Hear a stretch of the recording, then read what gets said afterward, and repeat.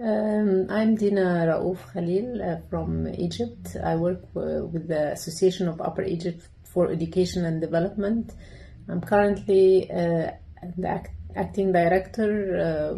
We are in the process of change and hiring a new director for the association. And I'm responsible for the relationship with PARTAGE for a long time, since 2004, the start of our relationship with PARTAGE. I wanted to give you some introduction about the context in Egypt right now. We had several challenges during COVID time, and challenges at the level of the country, of course. A lot of problems, and the economic situation is not very good.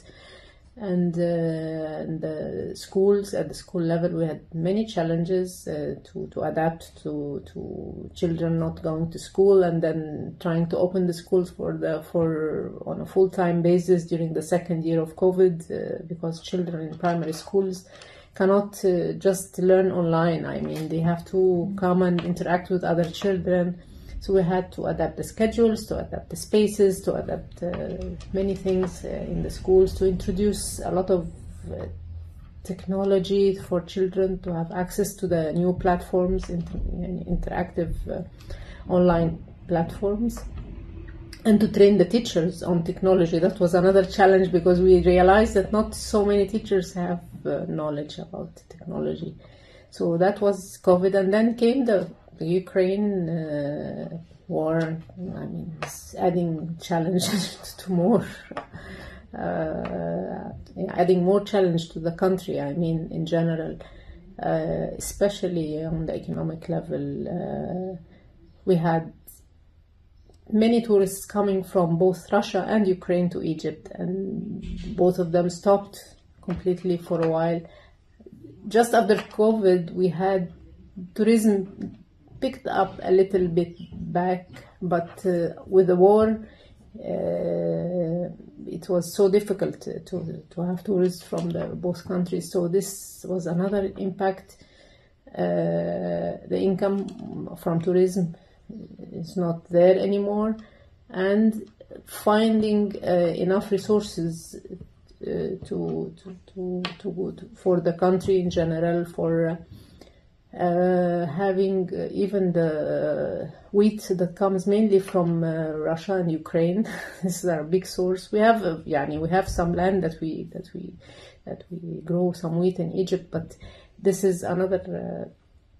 And bread is a very important commodity in Egypt. I mean, this bread you have to make it available for the poor, at least. Recently we had another devaluation of the Egyptian pound that affected with a big inflation, and people are really suffering. Now the euro is more than 20 Egyptian pounds, so it is. The context is not easy right now in Egypt. This is very difficult. Of course, this is impacting the families that of our children who come to our schools, and who they have to have their income to cover their daily costs, which is much more difficult because of the current situation, because of the war, and before that the COVID. And at the same time, we don't know when this war ends, and this is happening soon or not. So we know that it is affecting the whole world, but when you have fragile economy, it's not very easy to survive. I mean, and to continue for a long time with this kind of challenges. At the level of our families, I mean the families of the children,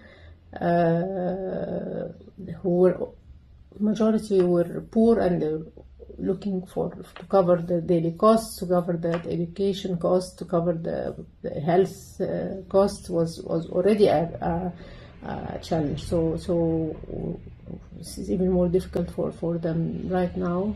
So we try as an association as much as possible to intervene both as in the field of education and in the field of health, especially for the children, and nutrition for those who suffer from malnourishment or from anemia, is to at least alleviate a little bit the impact of all the economic challenges that are happening. With our other programs in microfinance, and to provide some funding for small projects for families who have small enterprises, so that they can increase their income and their living, have more income for their living. So we, as an association, try as much as our resources allow to have some positive impact on the lives of the families in Upper Egypt.